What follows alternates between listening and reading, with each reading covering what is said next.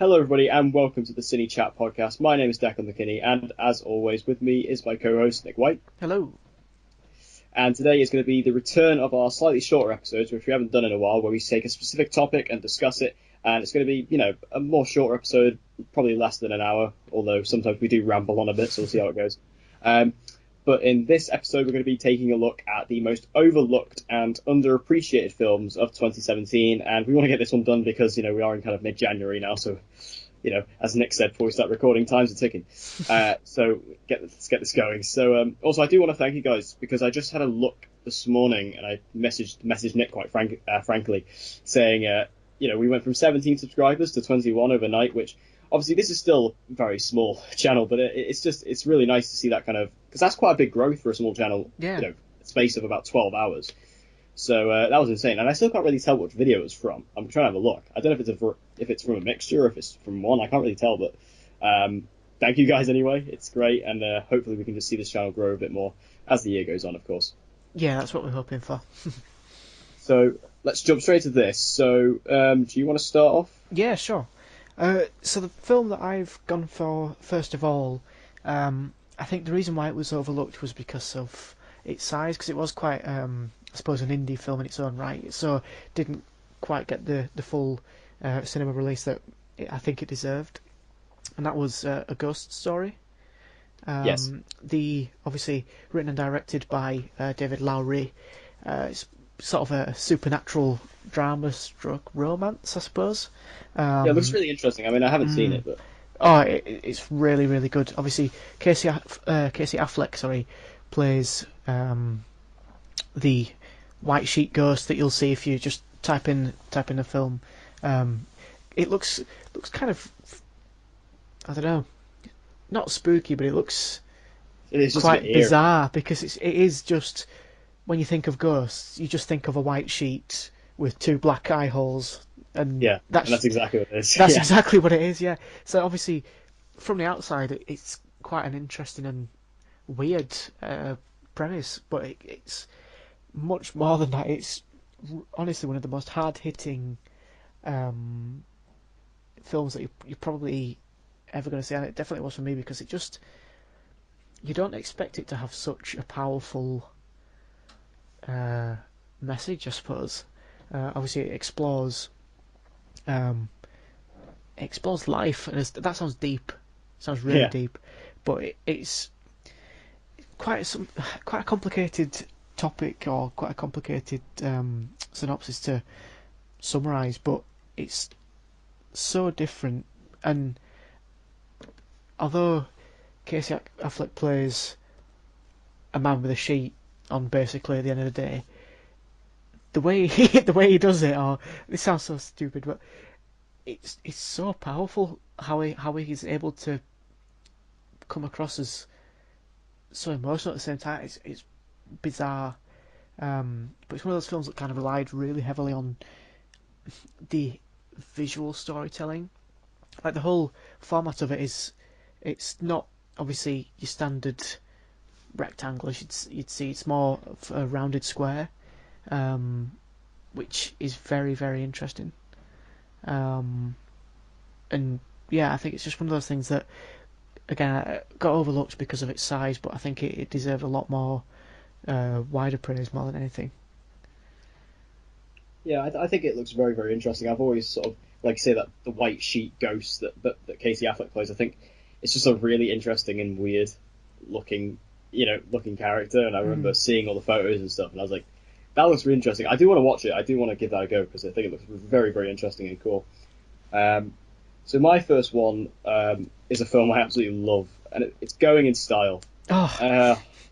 So good. Like, it took me completely by surprise. I mean, the three lead actors is obviously Alan Arkin, Michael Caine, and Morgan Freeman. Two absolute Hollywood legends, or three absolute Hollywood legends. So, it's an insanely ridiculous, over-the-top film that is still very grounded in its feel. But this is, you have these three pensioners who have their pension funds taken away by their place of work, which obviously they've dedicated like 30, 40 years of their life to. And they get their pension funds taken away, so what do? They decide to rob a bank.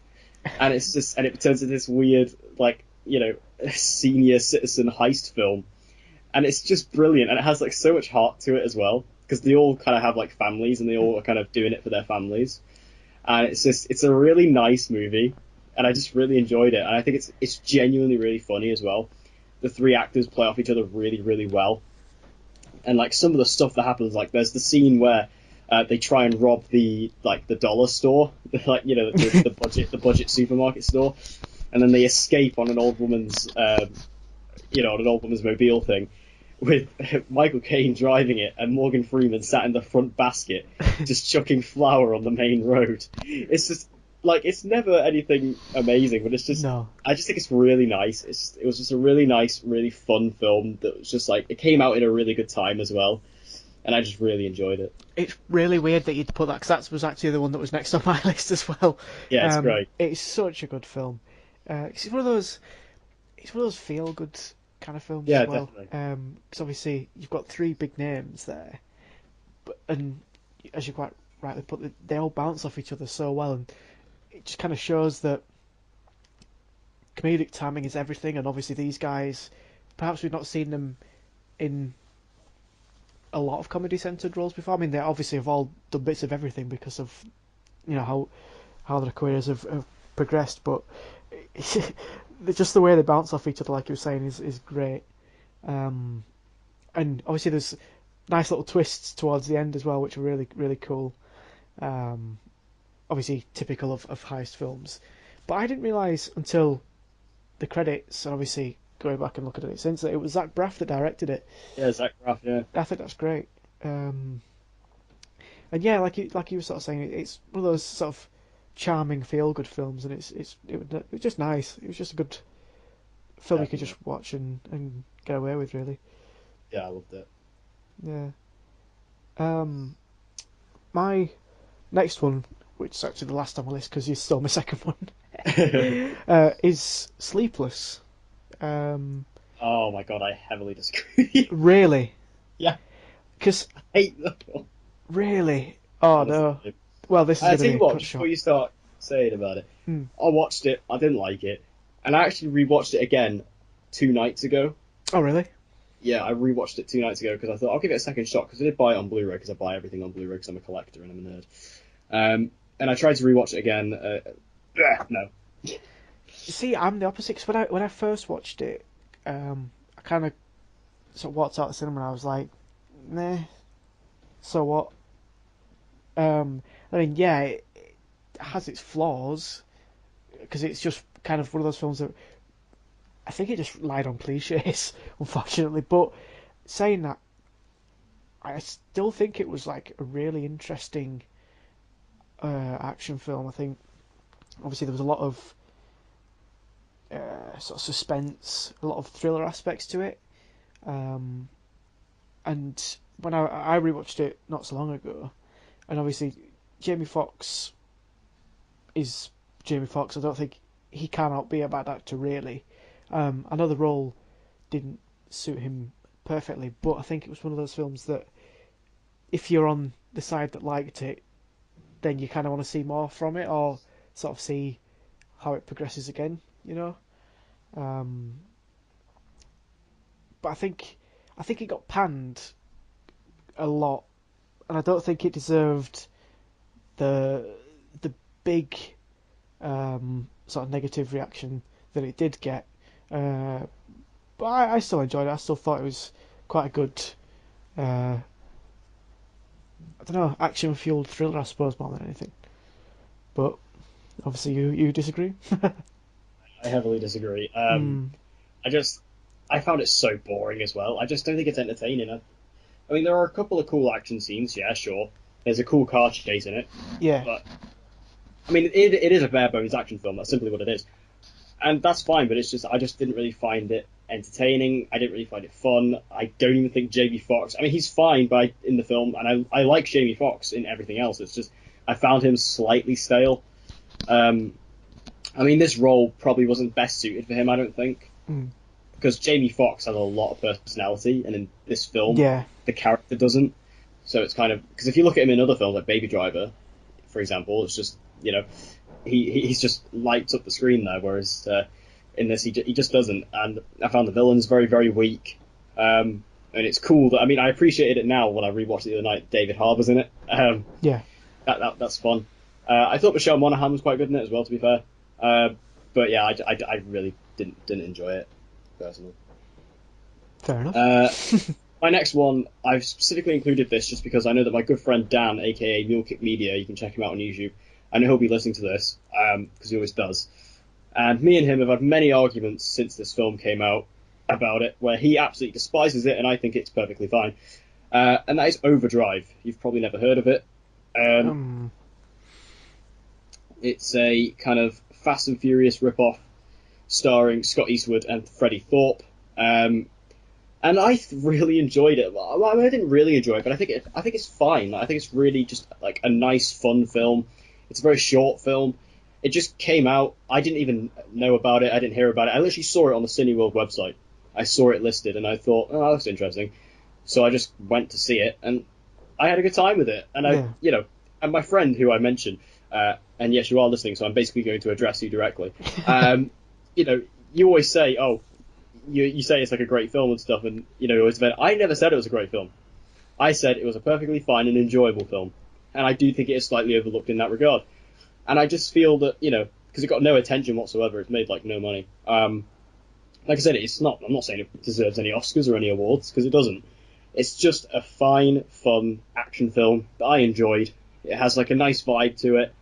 I think the cast is all very good and well rounded. It's got Scott Eastwood, who I quite like. It's got Ana de Armas, who's not great in the film, but whatever. And then Freddie Thorpe, who I've never even heard of before, never seen him in anything before.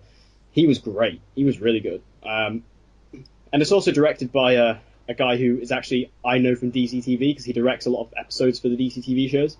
He directed one of the best episodes of Arrow season 5. So yeah, he is a TV director, but I think he was perfectly capable directing the film. And yeah, I enjoyed it. I had a good time with it. I rewatched that the other night as well. And yeah, I just found it. I think it's fun. So yeah, there you go. A bit of a rant directly to you, Dan. I've not actually seen it, but I have seen you and Dan arguing about it on Twitter before. Yeah.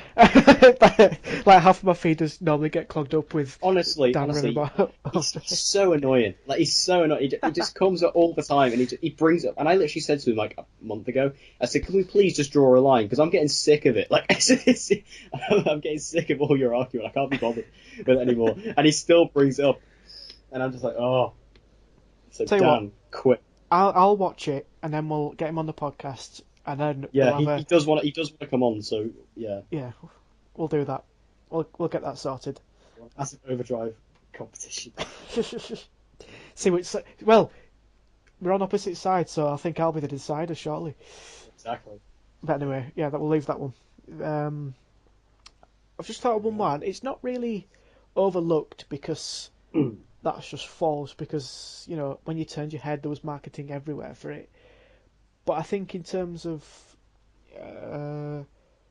reception and sort of how it's gone downhill, I know we've spoken about it numerous times, but Power Rangers, when it came out, I think that as well. Great. I absolutely loved it. Obviously, I grew up on Power Rangers anyway, so I think I was going to be sort of a little bit biased and sort of fishing for nostalgia somewhere. But as a film and seeing it incorporated onto the big screen and obviously a much bigger budget than what we're used to seeing it, I thought it was great. I thought it was really fun. I thought all the characters gelled together. They obviously all were different, but I think that's kind of why they were all brought together in the first place. There were some callbacks to the original, which was brilliant. And yeah, it was just an overall sort of good, down-to-earth, fun movie. I just kind of one of those where once you've watched it, you kind of just leave with a big smile on your face because it's just one of those films that you just had a good time with it. Yeah, I really enjoyed Power Rangers. I think it's just, I mean, I'm not a Power Rangers fan necessarily. I just went into it because I thought it looked like a fun movie and I thought the trailers were quite good. And then I went into it and I had a great time with it. I think it's really fun. I think it's a perfectly susceptible action film. Like you say, I think the characters and all the main actors who play the main Rangers are really great in it. One thing I really liked about all the 5 Rangers is each one has like a certain element to their character that adds a lot of depth. Like for example, like they kind of play with the idea that the Pink Ranger is perhaps suicidal. Mm. They play with the idea of the Yellow Ranger Trini being bisexual. There's Billy, Blue Ranger, who is dyslexic. Uh, then the Black Ranger Zack, he has taken care of his mother, and then Red Ranger is he's kind of a criminal in a way. So I really liked all these ideas that it plays with, and it added a lot of depth to them. And I just thought all the callbacks as well. I mean, I'm not painted in Power Rangers nostalgia whatsoever, but I still found it a massive crowd pleasing moment when the Power Rangers theme comes down Yeah. out in the swords. It was great. The final battle does turn a bit Transformers-esque with the Megazord, but Yeah, I definitely. just thought it was really fun. And who played the villain? Elizabeth Banks. Elizabeth Banks, who played Rita Repulsa. Yeah. She was just so over the top. It's so great. Yeah, it's definitely. If I had to choose, like, probably the most overlooked film for me personally, I'd probably pick that. Yeah. Yeah, that's quite a fair thing. So I think, obviously, they're still kind of hopeful for a sequel to be made, but it doesn't look like it's going to be likely. Doesn't look like it's going to be likely. That doesn't make any sense. But it doesn't look as if that's going to be happening, unfortunately. But I don't think it deserved to be panned quite as much as it did, because it was a good fun film. I don't understand why. Well, critics are critics at the end of the day, and it's all subjective. But there you go. That's my two Yeah, pence on it. Yeah, it was definitely kind of, I think, panned by critics a bit too much. Even though I don't think it didn't get like terrible reviews, but didn't particularly get anything great either. No. My next one, are you out of yours? Have you done all yours? I'm done now. Yeah. Yeah. I've actually got three more that I'll just kind of rattle off. Colossal, which I mentioned on my top 10, which I should have included. Top 10 of the year. Colossal, I did a massive plot synopsis in the last podcast. Basically, the film with Anne Hathaway and Jason Sudeikis about the monster in South Korea. It's such a unique film, very funny, and an amazing ending. It's just so unique, so on the nose. It completely went under the radar because it was quite a small film. Even though it did have some big names attached, it was a very small film. Like Blake T. Nelson was in it as well. But it's just so enjoyable. And it felt so fresh to me, and that's what I think helped a lot. Because I remember I wasn't planning on watching it, but I was out all day, and I just decided, hey, I'm going to go to the cinema and watch something. And that was sort of like the only thing that was on. But I thought, hey, yeah, let's give it a go. And I did, and I'm so glad I did, because it was great. The other one, The Founder. This film, Yeah. I love. Easily one of my favourite films of the year. I just think it was so good. Like, Michael Keaton, this is my favourite performance from Michael Keaton. It kind of like reinstalled my love for him. Like, Birdman was pretty much there, and then The Founder kind of guaranteed that. It's just kind of like how the story of McDonald's, which is one of like the biggest brands in the world, is actually quite a evil story, and actually the founder, who isn't even necessarily the real founder of McDonald's, was actually a bit of a dick, and that was quite interesting. And Michael Keaton plays it very, very well, I do say. Also, the two brothers who are the owners, I thought were fantastic. So you have the guy from, I don't remember the names, but you have the guys from Parks and Rec, and then you have the guy who was on The Walking Dead for an episode. I know Nick Offerman, but I can't remember the other guy's name. Yeah. And I just thought it was absolutely fantastic. It did get very good reviews. Yeah. But it just didn't quite do that well in terms of financially. So that's a shame. And then my final one, this film was just shoved aside instantly because everyone said it's Oscar bait, and that was Billy Lynn's Long Halftime Walk. I've never heard of that. It was directed by Ang Lee, and it's a film about a soldier, like a 19-year-old soldier who fought in Afghanistan, and he comes back for a homecoming tour sort of thing with his unit, and he gets to go on stage with Destiny's Child and stuff. And I really enjoyed it. I just think it was really great. And people saying it's Oscar bait, it's well, I don't like that phrase. And I'm not just saying that because I'm defending this film, but also just because I feel that technically every film that comes out in award season is Oscar bait, if you think about it, really, because that's the reason they make them that good and release them in that time frame. I've seen a lot of people say that about The Post, which comes out this week for us. A lot of people call that Oscar bait as well. But I just think this film had a lot of great stuff in it. Like, has Vin Diesel in it. Vin Diesel's in it, which is really weird. All right. It's quite odd to see him in this film, but he is in it. And then also like the lead actor, who is a completely new actor. This was like his first big role. Joe Alwyn was great. He was fantastic. And there's also like this cheerleader he meets, and like their romance, you really buy it. It's really great, and she was great in it as well. And also like Kristen Stewart is in it, and I've never been a huge fan of Kristen Stewart, but she was great in this. Easily the best I've ever seen her. I know there was that film that came out last year as well, that Personal Shopper, which people say she's really good in, which I never saw. But either way, she proved it to me in this film how great she was. Yeah, I just think this film should have been given more of a look before it was kind of, said to be Oscar bait. I mean, it wasn't a huge film either. This film didn't get much attention at all. I had to how with Brad's Status, I had to go out to a different cinema to watch it. I had to do that with this to catch it. But yeah, I just think this one's great, and I think it's incredibly overlooked, and I feel a bit bad for it actually. Yeah. I'll have to check it out. It sounds interesting.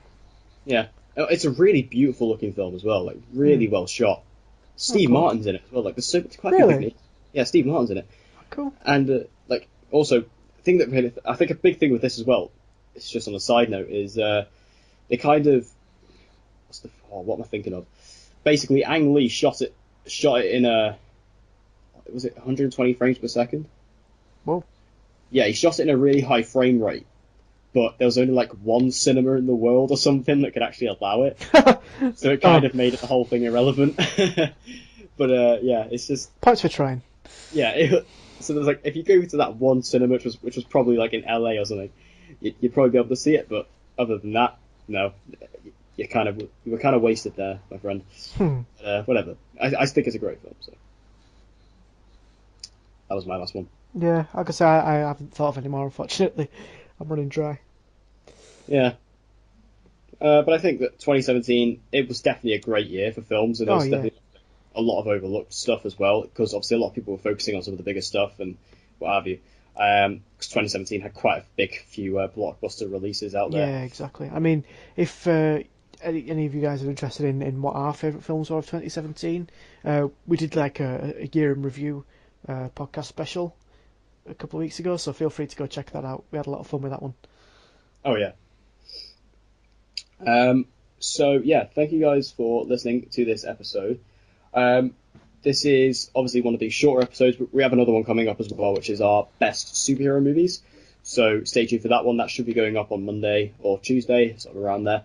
So keep your eye out for that one. And we thank you guys for watching. I've been Declan. And I've been Nick. And we will see you guys in the next podcast or episode, whatever we decide to do. Thank you. Bye.